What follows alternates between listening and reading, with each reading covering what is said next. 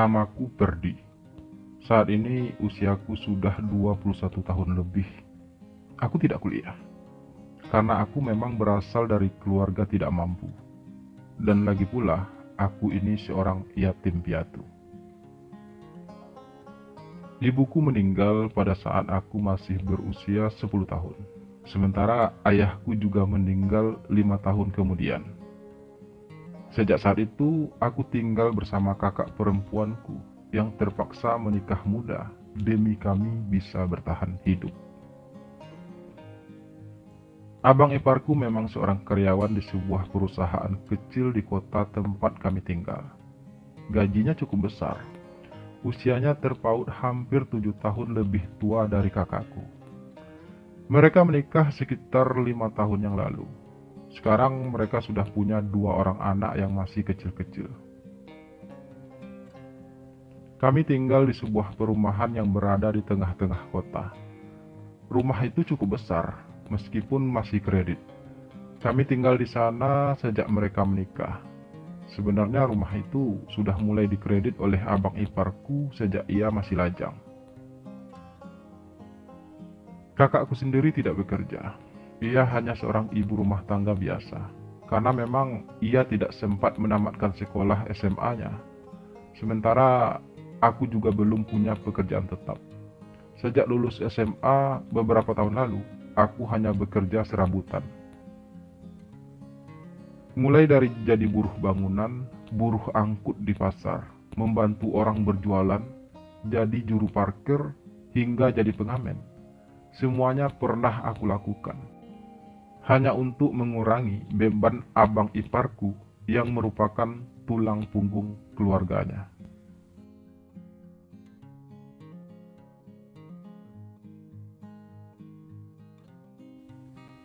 Suatu malam, aku duduk sendirian di sebuah pos ronda. Kebetulan memang giliran aku dan 2 orang temanku yang ronda malam itu. Tapi karena hujan yang turun cukup deras, kedua temanku tersebut belum datang.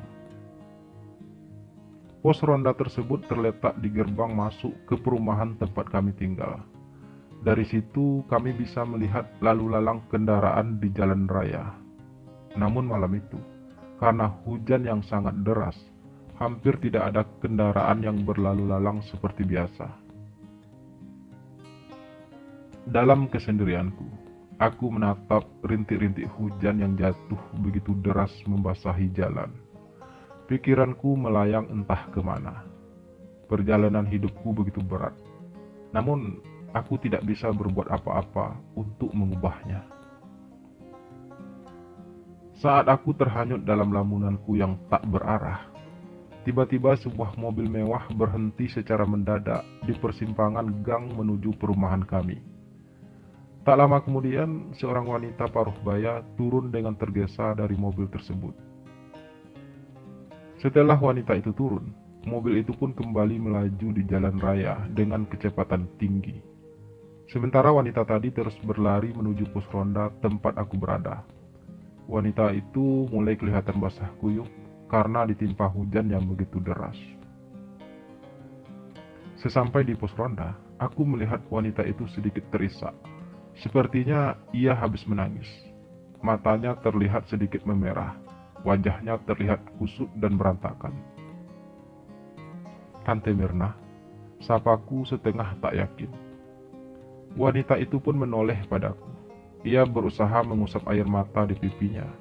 Lalu ia pun berusaha untuk tersenyum, menyadari siapa yang memanggilnya. Kamu Perdi, lagi giliran ronda ya?" Suara Tante Mirna sedikit serak. "Iya tante," balasku dengan seulas senyum ramah. Tante Mirna segera duduk di atas pos ronda, lalu ia pun menyalakan sebatang rokok. "Kamu sendirian?" tanya Tante Mirna kemudian, berusaha bersikap santai. "Harusnya sih bertiga tante, tapi karena hujan, yang 2 lagi belum datang. Bahkan mungkin gak bakalan datang," balasku berusaha akrab. Tante Mirna memang tinggal di perumahan tersebut. Rumahnya hanya berjarak 5 buah rumah dari rumah tempat aku tinggal. Aku juga sudah cukup lama mengenal Tante Mirna.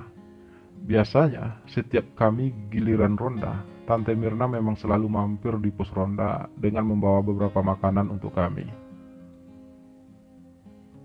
Sebagai wanita yang tinggal sendirian di perumahan tersebut, Tante Mirna memang tidak punya seseorang yang ia utus untuk tugas ronda. Karena itu, sebagai warga yang baik, Tante Mirna selalu berkontribusi dengan membelikan kami, para petugas ronda, makanan hampir setiap malamnya. Tante Mirna memang tinggal sendiri.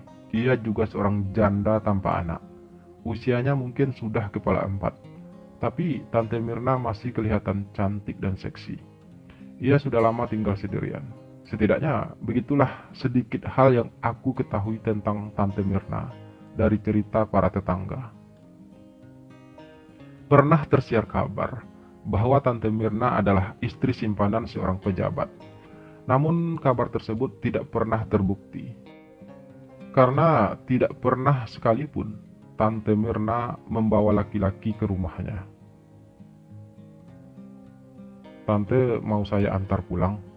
tanyaku berbahasa basi, karena aku lihat Tante Mirna begitu murung, tatapannya kosong. "Masih hujan, Per? Nanti aja, tunggu hujannya reda," balas Tante Mirna pelan. "Tapi hujannya masih lama kayaknya, Tante. Dan ini juga sudah larut malam. Saya juga sudah mau pulang. Tante pakai aja jaket saya, biar nggak terlalu basah," ucapku selanjutnya. Jarak rumah Tante Mirna dari pos ronda memang masih sekitar 500 meter lagi. Sementara rumahku sendiri masih 5 buah rumah lagi setelah rumah Tante Mirna. Karena itu, aku berusaha memujuk Tante Mirna untuk segera pulang. "Baiklah, Per. Saya juga sudah mulai menggigil karena kedinginan," balas Tante Mirna akhirnya.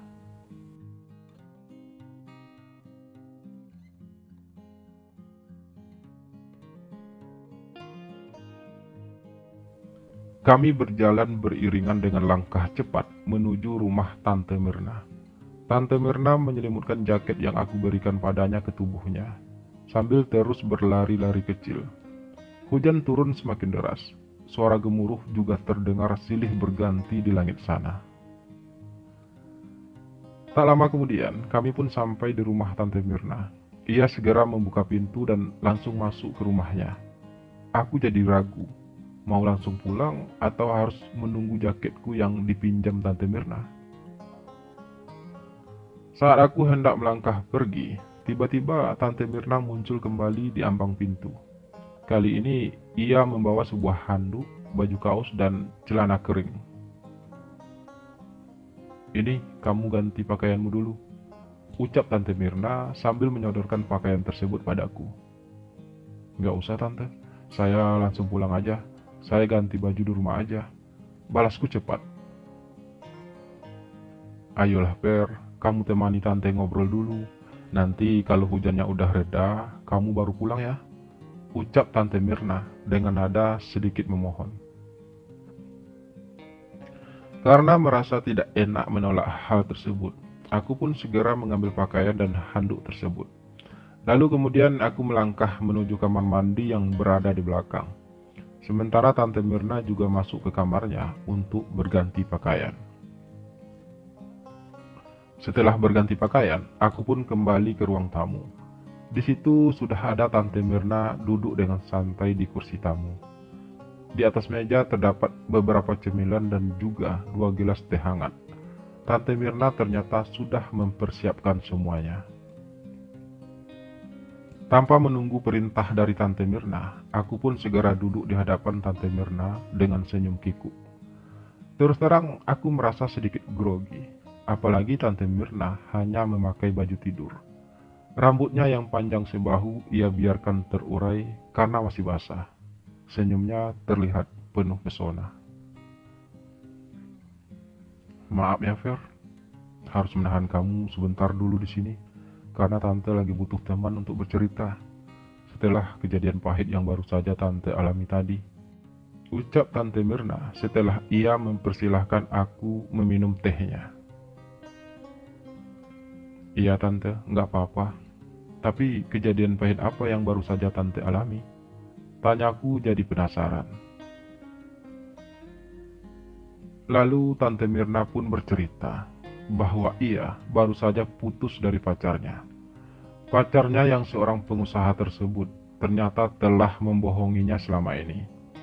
Pacarnya mengaku kalau ia sudah bercerai dari istrinya, tapi ternyata tidak. Ia hanya sekedar memanfaatkan Tante Mirna, menjadikan Tante Mirna hanya sebagai pelampiasannya semata. Begitulah Fer. Setelah Tante tahu semua itu, Tante pun meminta putus darinya. Tapi ia tidak terima dan malah marah-marah padaku. Tante Mirna mengakhiri ceritanya. Jadi yang antar Tante tadi orang itu? Tanyaku kemudian. Iya Fer, karena itu ia tidak mau mengantar Tante sampai ke rumah. Ia marah karena aku minta putus darinya. Balas Tante Mirna. Hujan di luar pun mulai reda. Jam sudah menunjukkan pukul 1 malam. Terima kasih ya Fer, sudah mau mendengarkan cerita saya, ucap Tante Mirna selanjutnya. Iya Tante, sama-sama. Kalau begitu saya pamit dulu ya Tante, mumpung hujannya udah mulai reda. Balasku kemudian. Kamu nggak menginap di sini aja? Tawar Tante Mirna. Nggak usah Tante, nggak enak dilihat tetangga saya bangun pagi-pagi di sini. Balasku polos. Ya udah, kamu hati-hati ya, ucap Tante Mirna lagi. Lalu kemudian aku pun pamit, meninggalkan Tante Mirna yang masih terlihat sedih.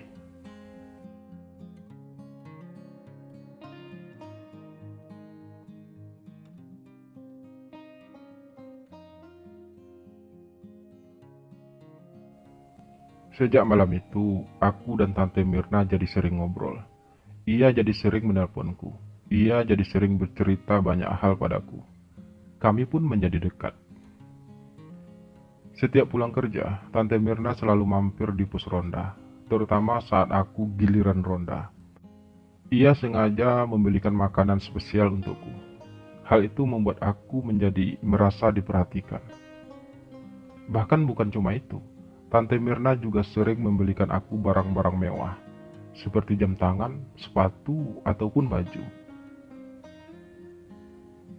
Aku tidak pernah tahu apa pekerjaan Tante Mirna sebenarnya. Aku juga tidak berani mempertanyakan hal tersebut padanya. Dan aku juga tidak peduli, karena itu bukan urusanku. Hanya saja aku merasa Tante Mirna sudah terlalu baik padaku. Kenapa Tante begitu baik padaku? Tanyaku suatu malam. Saat itu kami ngobrol berdua lagi di pos ronda. Kebetulan malam itu teman-teman rondaku belum datang. Karena kamu orang baik, Ferdi. Tante suka pemuda seperti kamu. Tidak pernah memandang rendah orang lain dan tidak pernah mau ikut campur urusan orang lain. Balas Tante Mirna. Tapi saya jadi nggak enak sama Tante. Saya nggak bisa balas apa-apa. Ucapku lagi. Sebenarnya tanpa kamu sadari, kamu sudah membalas semuanya, Ferdi. Kamu sudah mampu membuat aku melupakan segala kejadian pahit yang aku alami. Kamu selalu ada saat aku butuh. Kamu mampu mengusir rasa kesepianku selama ini. Balas Tante Mirna terdengar tulus. Tapi tetap saja aku merasa berhutang budi sama Tante. Ucapku pelan. Kalau begitu, bagaimana kalau nanti malam, sepulang ronda, kamu mampir ke rumah Tante? Balas Tante Mirna. Ada apa Tante? Kenapa aku harus mampir? Ucapku penuh tanya. Kamu benar-benar lugu, Ferdi. Hal itu yang membuat Tante jadi semakin suka sama kamu. Balas Tante Mirna. Kali ini aku hanya terdiam, tidak tahu harus berkata apa. Kalau kamu memang merasa berhutang budi, ada satu hal yang harus kamu lakukan untuk Tante. Ucap Tante Mirna kemudian. Apa? Tanyaku benar-benar polos. Makanya nanti kamu harus mampir ke rumah Tante, biar kamu tahu ya. Balas Tante Mirna seperti penuh harap. Baiklah Tante, nanti saya akan mampir. Ucapku akhirnya.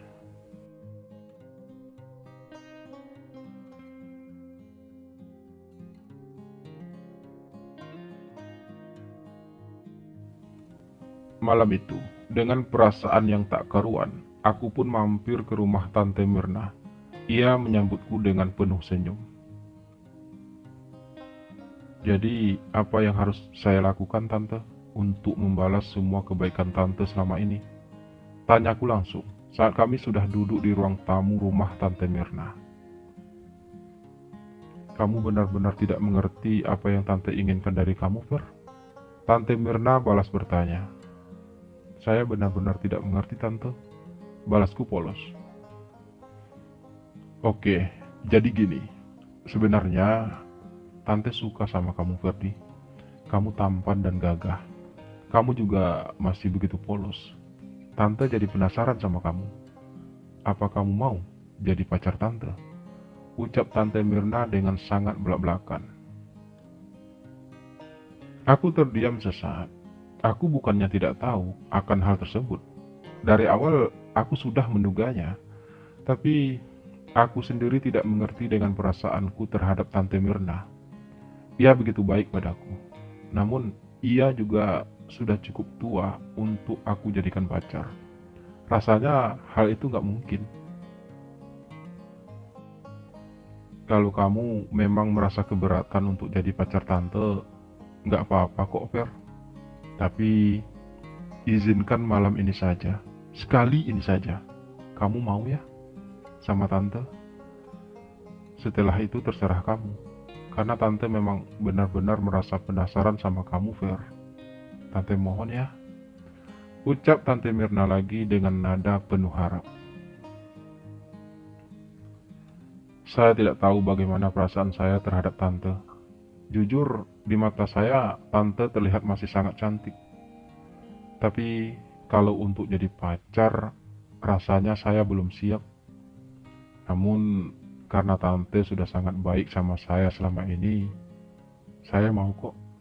Tapi hanya sekali ini saja, bukan sebagai pacar, hanya sebagai ucapan terima kasih saya. Balasku akhirnya. Dan begitulah, malam itu Tante Mirna berhasil membuat saya harus melepaskan saya. Sesuatu yang selama ini berusaha untuk saya pertahankan. Aku memang masih lugu, aku memang masih polos. Karena itu, aku pun membiarkan saja semua itu terjadi. Setidaknya hal itu cukup menambah pengalaman bagiku. Sebuah pengalaman baru dalam hidupku.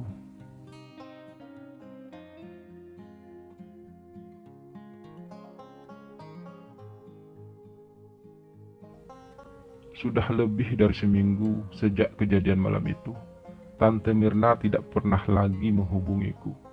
Ia juga tidak pernah terlihat di pos ronda seperti biasa. Tiba-tiba saja ia menghilang, tanpa kabar. Aku mencoba untuk tidak peduli akan hal tersebut. Biar bagaimanapun, itu bukan urusanku. Namun hati kecilku selalu bertanya-tanya, di mana Tante Mirna sekarang? Kenapa dia tak pernah menghubungiku lagi? Tiba-tiba saja aku merasa rindu padanya. Pengalaman pertamaku dengannya benar-benar menumbuhkan kesan yang begitu dalam di hatiku. Aku jadi sulit untuk melupakannya. Karena itu aku pun mencoba untuk menghubungi Tante Mirna. Tapi ternyata nomornya sudah tidak aktif. Rumahnya juga sudah beberapa hari ini tidak pernah terbuka. Aku mencoba bertanya kepada beberapa orang, namun tidak seorang pun yang tahu kemana Tante Mirna. Berhari-hari, berminggu-minggu, bahkan sudah lebih dari 3 bulan berlalu. Namun tetap saja tidak ada kabar apapun dari Tante Mirna. Nomornya juga tidak pernah aktif. Aku benar-benar merasa kehilangan Tante Mirna. Kenapa dia pergi di saat aku mulai menyukainya? Sampai pada suatu hari, aku menerima sebuah pesan dari nomor yang tidak aku kenal. Buat Perdi, ini Tante Mirna. Maafkan Tante ya, Fer. Tante harus pergi. Tante pergi tanpa memberitahu kamu. Karena Tante perginya juga buru-buru waktu itu. Dan maafkan Tante juga karena baru mengabari kamu sekarang. Saat ini Tante sudah pindah ke luar kota, dan rumah yang di sana dalam proses penyitaan. Tante terpaksa pindah karena tidak mau masuk penjara akibat hutang Tante yang tidak bisa Tante lunasi. Jadi mulai sekarang, kita tidak akan pernah bertemu lagi. Tante tidak akan mengganggu kamu lagi. Selamat tinggal, Ferdi. Begitu kira-kira pesan yang aku terima dari nomor yang tidak aku kenal tersebut. Aku coba menghubungi nomor tersebut, tapi sudah tidak aktif. Aku coba membalas pesan tersebut, tapi tidak terkirim. Pada akhirnya aku hanya bisa pasrah. Aku juga tidak bisa berbuat apa-apa lagi. Tante Mirna sudah memutuskan untuk pergi. Ia pergi saat aku mulai menyayanginya. Namun, aku harus bisa melepaskan kepergiannya. Biar bagaimanapun, kami tidak akan pernah bertemu lagi. Apalagi mengingat kasus yang sedang dihadapinya saat ini. Aku pun akhirnya tahu siapa Tante Mirna sebenarnya. Ternyata selama ini, ia adalah seorang penjual barang-barang antik. Tapi usahanya tidak berjalan mulus. Ia sempat menjual barang palsu dan ketahuan, sehingga ia harus berurusan dengan pihak berwajib. Tante Mirna juga memiliki hutang pada pihak bank, yang mengakibatkan rumahnya harus disita. Kini tiada siapapun yang tahu di mana keberadaan Tante Mirna. Berbagai pihak sedang mencarinya. Ia sangat berani untuk sekedar mengirimkan pesan padaku. Namun hal itu tidak pernah aku ceritakan pada siapapun. Biarlah apa yang terjadi di antara aku dan Tante Mirna hanya akan menjadi sebuah rahasia dalam perjalanan hidupku. Akan aku jadikan sebagai pengalaman yang berharga yang tidak akan pernah aku lupakan. Semoga saja Tante Mirna bisa menemukan jalan keluar dari persoalan yang sedang ia hadapi. Semoga saja aku bisa melanjutkan hidupku seperti biasa. Ya, semoga saja.